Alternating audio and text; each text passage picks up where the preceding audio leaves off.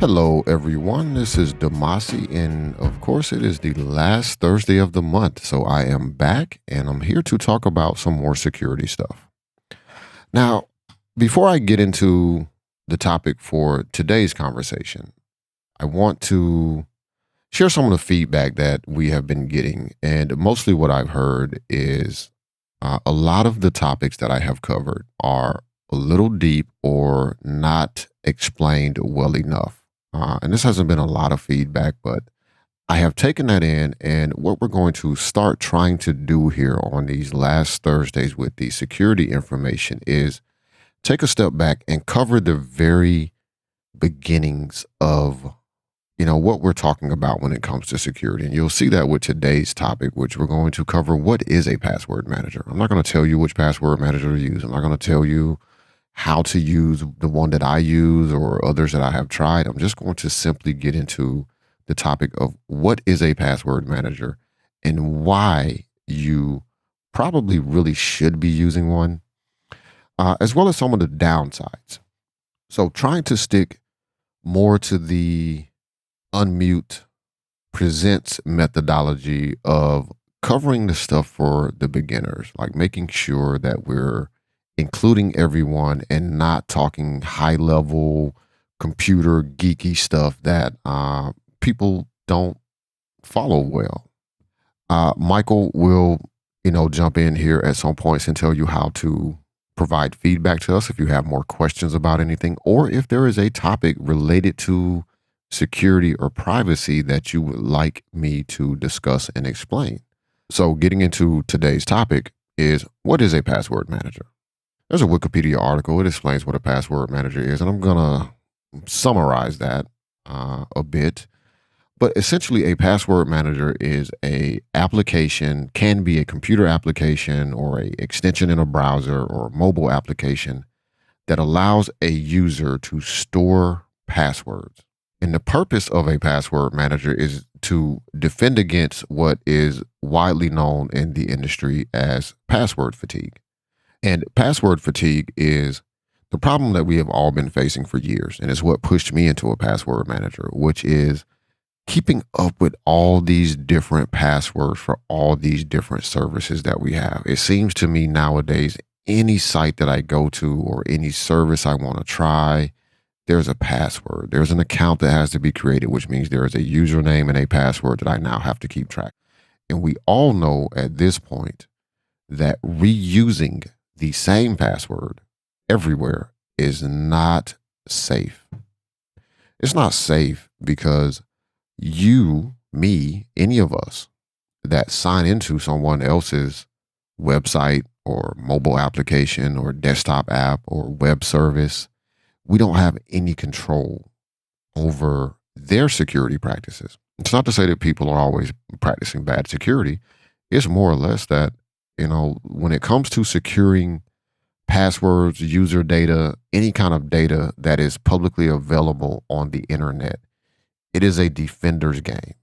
We, as those who are trying to protect this information, are always on defense against the opposition, and the opposition only gets better, and the opposition are malicious actors, those wishing to obtain information that does not belong to them for malicious purposes, whether it's to ransomware your stuff. We'll cover ransomware at some point in the future, or whether it's just to merely, be malicious, just throw your public, your private information out on the public internet. Like for whatever purposes is not a good reason. There's never a good reason to breach someone else's security, generally speaking. So what a password manager allows you to do is to store all of these passwords for all of your different online accounts so that you don't have that problem of you signed into Gmail. And this happens all the time. This happens all the time to my mother, especially. She'll get signed into a new phone with her Gmail account or get signed into a new computer with her Gmail account. And once you're signed into Google, for most day-to-day operations, you don't have to sign in again. You're just signed in, right? Unless you go into your account to try to do something that's going to change your account settings, just checking your email, browsing the web, opening up a Google Doc. None of that requires you to sign in again if you're already authenticated on the device that you're using. So what will happen to my mother, and I'm pretty sure it happens to other people, is she'll get signed in on a new phone. I gave her a new Pixel 6 Pro or something. I don't remember which phone it was. It's not important. But anyway, I gave her a new phone. So she had to sign into the new phone. Well, first thing that happens when she gets home, gets the phone charged up, gets her SIM card switched over, she calls me up. I don't know my Google password. Okay, Mom, I'm going to go get your Google password for you. Now, I did this years ago, which is put my mother's Gmail password in my password manager. So that when she calls me up and says, I can't get into my Google account, I can securely send her her password and she can get signed in. The problem here, though, is highlighted, which is you sign in. So many of our accounts are this way, where you sign in and then you're not prompted to sign in for a very long time, maybe a month, maybe 2 months, maybe 6 months, or maybe you're not prompted to log in again ever until you're trying to go make changes to the account. So Google is being a good example. As I said, I can go to gmail.com right now and there's my email. I didn't have to sign in because I've already authenticated with this computer months ago. If I go to docs.google.com, again, I don't have to sign in to see the Google Docs or spreadsheets or any of that information because I authenticated. I signed in to Google months ago. Now, if I wanted to go to accounts.google.com or google.com/my account, then I would have to enter my password because I'm getting into an area where now information about my account and even the way to access my account can be affected. So now I have to put in a password. Most people are not going to, their Google account settings page on a routine basis. So when you have to go there, you've now forgotten the password that you made that was excellent because you haven't had to type it in months, possibly years. So then you get in the dance of resetting your password, and then now you don't remember that one because, again, you don't have to type it in again for months or years. Password Manager stores that password for you securely, usually securely. I've seen some that don't do it quite as well. But generally speaking, a Password Manager is going to allow you to store at minimum, is going to allow you to store usernames and passwords, and usually the domain associated with the login. So for Google, for example, or let's take Gmail specifically, because gmail.com is where you go to go check your email online.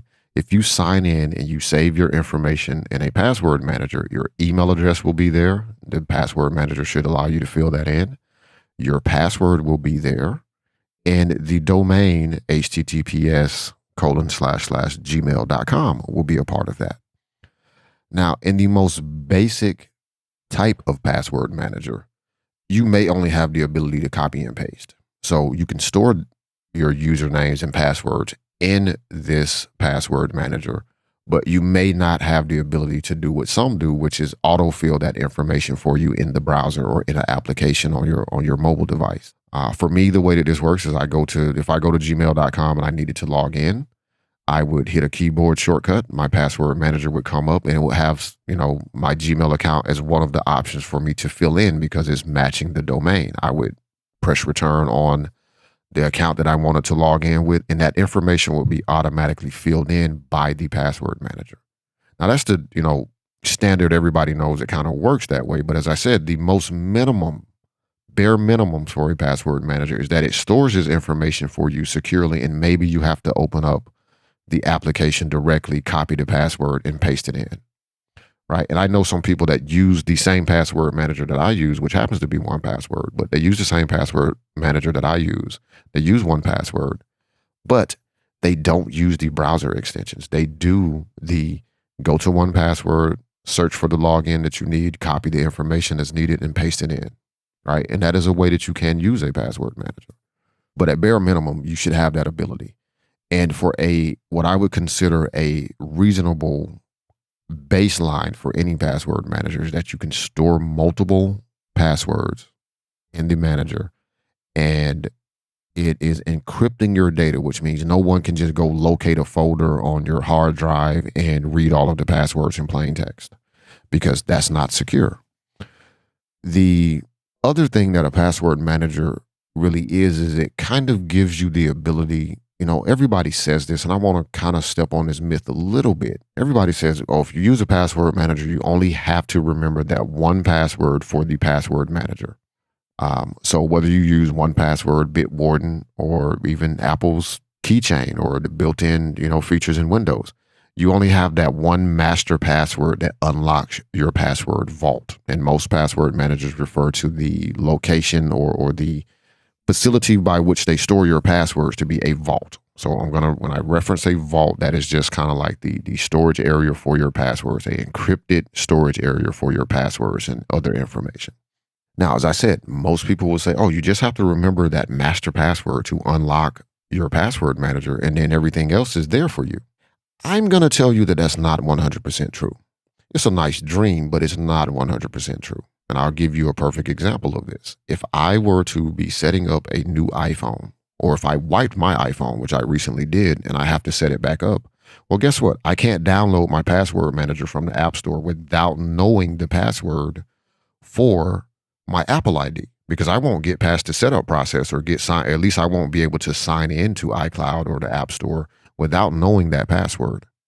Now, if I had another device, a laptop, iPad, or something that had my password manager on it, sure, I could, read the password on one device and type it in on the other device. But we're not always going to be in that circumstance. And there are going to be times where Apple and Google on Android and Apple on iOS are going to ask for your password, and you're not going to be able to use the password manager to fill it in. You're not going to be in a position to go to another device and copy or type that password out. So there are more than just the one single master password that you have to know. And that is a very personal thing that you have to determine for yourself. What are passwords that I need to know, and what are ones that are safe for me to forget and not keep track of because they are in a password manager? I will give you a couple of examples of those for me towards the end of this. But getting back to how a password manager, and I don't even want to get too far down the rabbit hole of how a password manager works. The more important point is that it stores your password securely. The other thing that a password manager should do is allow you to generate strong, unique passwords. So let's say right now, your gmail.com password. Well, if you start using a password manager, once you're comfortable with it, one suggestion that I make is that you go into your Google account settings and change your password and use the password manager to generate a really strong password for yourself. Now, many of these passwords that you can generate, you're able to, tweak or customize the behavior or the type of password that they generate. So you could have, passwords based off short phrases. You can have passwords that are just random gibberish, numbers, letters, and, special characters. So that's another functionality of a password manager, is being able to generate for you so that you can update and change your password to a stronger, unique password, making it less likely someone can guess your password, or what they call brute force, which is just continuing to type in a bunch of different passwords that people may use until you guess the right one. Now, many password managers also allow you to store other types of information besides just usernames and passwords. Some of them will allow you to store things such as your credit card information, passport data, information about license keys, software licenses, membership programs, a whole host of different types of information that can be stored. From my experience, I have seen with the password managers that I have tried that at minimum, you can do usernames and passwords, so login items. And they all seem to have the concept of what is called in most cases like a secure note, which is basically a item where you have a text field where you can type in some information. And I have used these to maybe store a social security number or a membership number for my frequent flyer, miles with the airline or something. But you can store any type of information there. And most password managers, even if they offer, 10 other types of data to store, all of them seem to have a secure note, which is kind of a fallback. It's like, okay, if we don't have a specific type of, item for you to store the information you want to save, but you want to keep it secure in your password manager, then you can use a secure note. Again, most password managers there are password managers that are specific to browsers. Google Chrome, Microsoft Edge, Firefox all have built-in password manager capabilities. You have operating system level password managers such as iCloud's Apple's iCloud Keychain, which works on Apple devices, And I hear it also works on Windows. I have not tested that, so I can't speak to the verification of how well it works, but it's also now apparently available in some capacity on Windows. But generally speaking, it's Apple platforms for the keychain, for example, right? And then you have the third party kind of standalone password managers, which means they're not associated with a specific, browser. They're not associated with a specific operating system. They're usually available on all operating systems.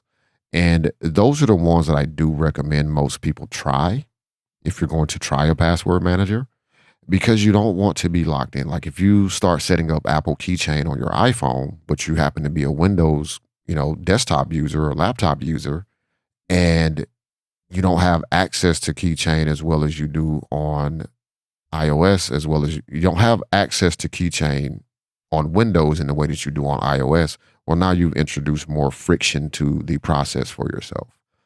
So I encourage anyone that is interested in trying out a password manager to look at the platforms that you use. For me, I'm primarily in Apple's ecosystem, although I do use Windows quite a bit more than I have in the past. So, and also use Android. So I'm kind of cross-platform in a lot of ways. My primary, daily usage is iPhone, Mac, and occasionally an iPad. But, there are times where I'm in Windows. There are times where I'm on Android. So for me, having a password manager that will work on all of those operating systems is important. Now, if you're a person that just has an iPhone and an iPad and that's it, iCloud Keychain may be the perfect solution for you. If you're a person that just has a Android phone and a tablet, again, maybe using what's built into Android makes perfect sense for you. There's no need to look beyond what's offered by your software vendor. So I've kind of covered what a password manager is and given some ideas on, what you should think about before choosing one to try out. And there are other concerns as well, cost, if there's a cost associated with it or not, the accessibility of it, things of that nature. But I want to also touch on some of the downsides or potential risks to using a password manager, because this is often the pushback I get from people when talking to them about using or, starting to use a password manager. So let's cover the obvious one first, which is you start to store all of your passwords in a password manager. Well, now all of your passwords are in that password manager, right? So number one, if you forget your master password, it may or may not be possible to recover your access. That is a thing to keep in mind. When viewing or looking at, options for a password manager, what are the recovery options for you? If you are a person that you're going to need some type of recovery, you should find a solution that is going to give you some sort of way to get back into your password vault. And it's not as simple as just, having a I forgot my password link, because your vault data should be encrypted, which means, the company, if you're using Apple or Google or 1Password or Bitwarden or Microsoft, they should not have the ability to decrypt your vault without your master password or without your master password, because your password should be only accessible to you. All right. To me, for me, that is a baseline for any password manager. I should be the only person capable of decrypting my passwords, which means I have to understand the repercussions of me forgetting my master password. Now, sometimes there are ways to recover access to your account that still are done in a secure manner, but that is one of the risks of using a password manager. Is yes, it is possible for you to completely lock yourself out and nobody can help you. So think about that. Be careful when starting. The way that I started with a password manager is I still knew the passwords that I was using inside of the password manager. Like I didn't instantly go in and change all of my passwords to super secure, long 47 character passwords that I couldn't no way memorize.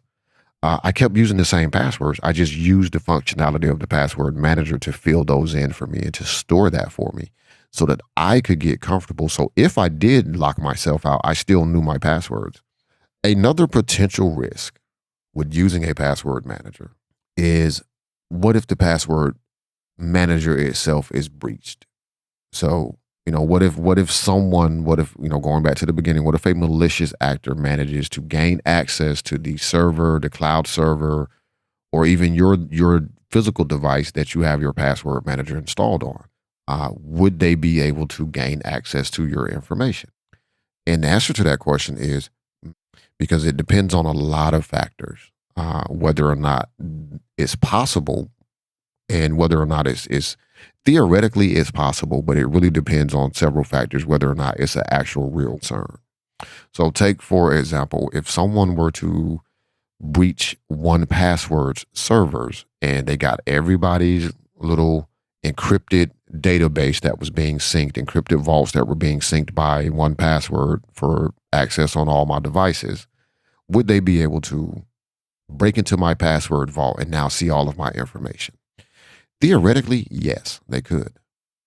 In reality, it would take them longer than I have left to live on this earth to actually crack that. At this point, this conversation may be different in 10 years, but right now, today, by the time someone was able to break into that encrypted vault from 1Password, for me, I wouldn't be here. So the passwords that they got would probably not do them any good whatsoever.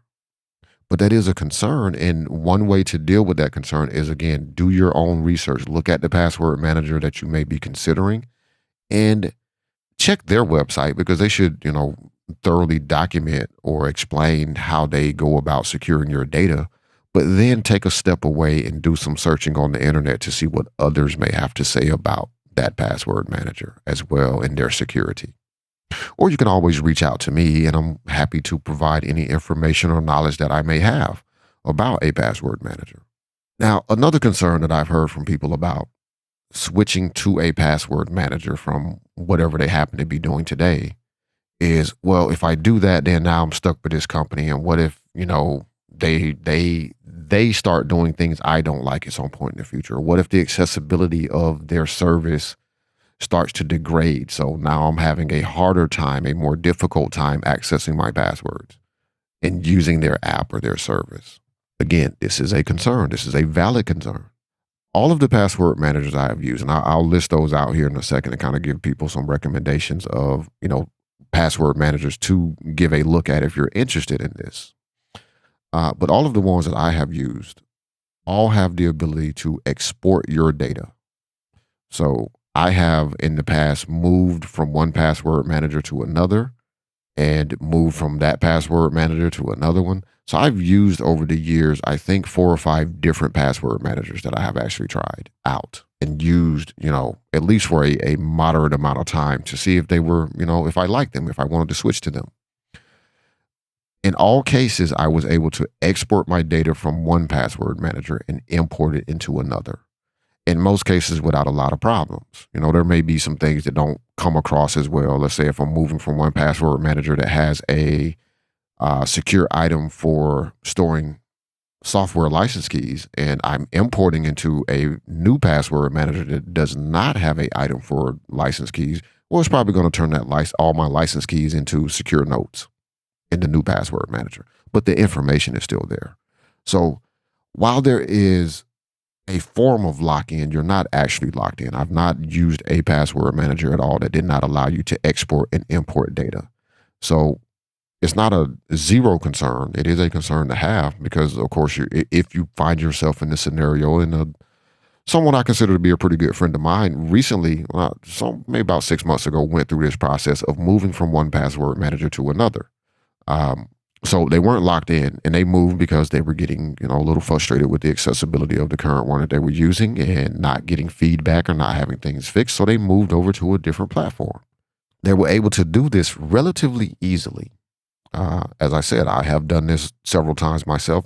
Usually for me is more so because I just want to try out different options because the option I use may not be the best option for everybody. So I like to be familiar with all the other password managers. So that lock-in, can happen because of inertia, meaning that you as an individual find it difficult to move just because it's a whole process that you have to go through.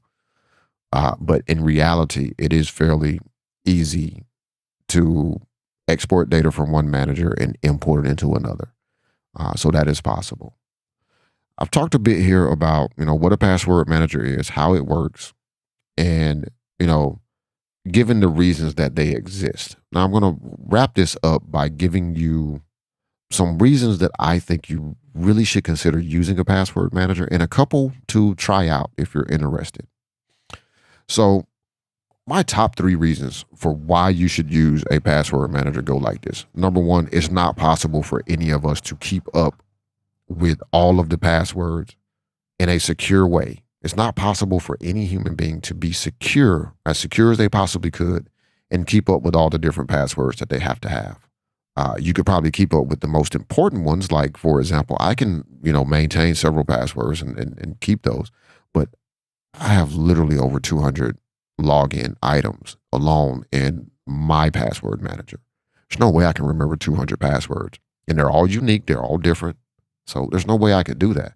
But it's best security practices say that you should not reuse passwords, because if a company is breached and people now have the password for service X, the first thing they're going to do is go to service Y and service Z and try your credentials to see if they can get in there too. Now, in real world, what does this mean, real world? Well, let's say a website that you're using. I don't want to name anybody because I don't want to throw anybody under the bus unnecessarily. But let's just say you're using a web service and they're breached.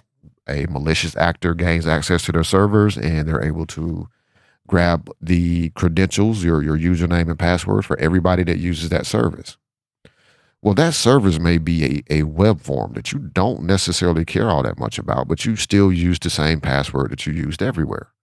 Well, they're not going to go try another web form to see if they can, imitate or pretend to be you in that web form by logging in. They're going to go to Bank of America, Capital One, Wells Fargo, Citibank, to see if your credentials will get them into your bank account, right? This is a reason not to use the same passwords everywhere. Citibank hasn't done anything wrong. Bank of America didn't do anything wrong in this scenario. Uh, Perhaps even the web service, the web form that was initially breached didn't really do anything wrong. Like I said, security is a constant push and pull. It is a defender's game for those of us trying to protect the people. So, using the same password everywhere is not feasible. We've all probably at some point had the little trick where, okay, important services get this password, medium tier services get this password, and things I don't care about, just get random passwords. I don't care, right? Again, not sustainable because anybody can be breached. Here in the U.S., our own federal government has been breached. Different parts of our federal government have been breached. Very large companies have been breached, and data has been taken out, sometimes containing usernames and passwords. And so, therefore, nobody's resistant to being breached, right? We would like to think that everybody does the best that they possibly could to secure their stuff, but those trying to access that information are only getting better. They're not getting worse. They're only getting better. Like I said, it's a defender's game. So that's my primary reason for using a password manager. It's not possible to be secure and follow the best practices that we all should be following to secure our online identities and information to the best of our abilities without having a password manager to store these different passwords, different unique random passwords across the board. My second reason for recommending people use password managers is the fact that it makes it a lot more flexible. You have a lot more options, especially if you happen to have to go through a scenario of your computer dies, right? Now you could have a really good password on your computer. So, people can't get into your computer without your password or using Touch ID or Windows Hello to log in. But if your hard drive crashes or your computer unexpectedly dies or your phone takes a bath and now is, no longer usable, then you don't have any recourse because that file that you were storing so securely on your computer or on your phone is no longer accessible to you. Whereas using a password manager, I can confidently wipe my computer. Now, I'll be fair about it. Sometimes I do leave things that I wish I had copied or whatnot. But I can always wipe a device or pick up a new device and start using it. And the only thing I need to do is go download my password manager and sign in. And now I have access to any passwords I may need as well as other information. And my third reason for suggesting a password manager to people really comes down to the scenario where you need to share. It is a real world fact that we have to share passwords and secure information with other people sometimes. I am not a silo. I have a family. We have a Disney Plus account. Disney Plus is not a, at least I don't know of a way for Disney Plus, Hulu, Netflix, any of those types of services, for example, to give everybody in my household that rightfully has access to said service because we're paying for family usage, um, to sign in with their own account. So that means I have to share the Netflix password or I have to share the Disney Plus password. And on the grand scheme of things, if somebody else gets into my Disney Plus account, I mean, the worst thing they could possibly do is just mess up my, my recommendations. Start watching a bunch of weird stuff that I don't watch. However, let's take that to another level, though. Again, sometimes in family situations, you need to share information about bank accounts or credit cards. Uh, Again, you want to be able to do that securely, and most password managers offer some secure means of sharing a password. One Password and Bitwarden, for example, have the concept of a shared vault. So that I have a vault for me, I have a vault in One Password that is shared with specific family members that also use One Password. So they're able to log into Hulu or log into Disney Plus, of course. So that's great. They can watch all the TV they want to watch. But also there's information in there about some bank accounts. So, should I become incapacitated, bills still can get paid. That's the third reason for me is the ability to share. So reviewing those reasons, number one, it's impossible to just follow best security practices without using a password manager because we all have too many online services to keep track of. The second reason is portability, flexibility, the ability to move devices without, having everything tied up on one hard drive. Or look at it this way. Think of it as proactive defending. Think of it as insurance, being the second reason. Because if my Mac were to die right now, like as soon as I stop recording, I leave, I come back, my MacBook is completely trashed. The one thing I don't have to worry about is how I'm going to get into my bank account or how I'm going to log into my email app or how am I going to, you know, check in on my investments because all of that information is stored in a password manager. And in my case, my password manager is accessible to me on any platform that I need to use it on or that I can gain access to. So whether that's a web, so even if I had to go to a Chromebook, I can still access my passwords. And then the third reason, as I said, is the ability to securely share information. And that looks different for different password managers, but there's still secure ways to share information with those that need to have it without putting your information at risk. I don't email passwords to people. I don't iMessage or WhatsApp message passwords to people either. I always send a secure link for them to access the passwords. Now, I said I was going to wrap this up with a couple of recommendations for password managers to take a look at. In no specific order of preference, just listing them. One Password is what I use. One Password is not free, but One Password is what I've used, and I've been using it for years. Another one that I have tried that I like is Bitwarden. Bitwarden is another password manager that is out there that is cross-platform, so it works everywhere. It's on Windows, it's on Mac, it's on Android, it's on iOS, it's on all the platforms. It even has a web interface as well. Bitwarden does offer free plans as well as very low cost paid plans, depending on if you need those features. Again, thinking about your usage, your devices, take a look at what may be provided by your operating system and see if that will also work.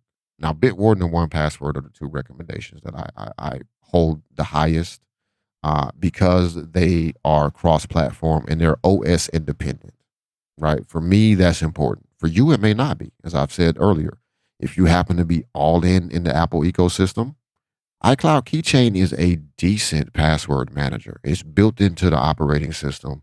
It's very well secured, and it is a product that Apple is actively working on. So, I believe in iOS 16 they added the ability to make it easier to store two-factor codes alongside your login information. I don't know if there is a password manager built in natively into Windows. Not that's something you can investigate if you're a Windows user full time and you feel like that's where you most need your password management to be. I personally avoid using any browser based, so like the password manager in Chrome or Edge or Firefox, I personally avoid using those because I'm not always using that specific browser. I use all of the browsers. However, again, look at your particular needs. If you are a Microsoft Edge user or a Firefox user, and the only time you really need password management solutions is when you're in Firefox, maybe their password manager is the one for you. You have to make the decision. No one can make the decision for you as to which one you should use. The only recommendation I'm going to leave you with is explore them, try them out, and use one.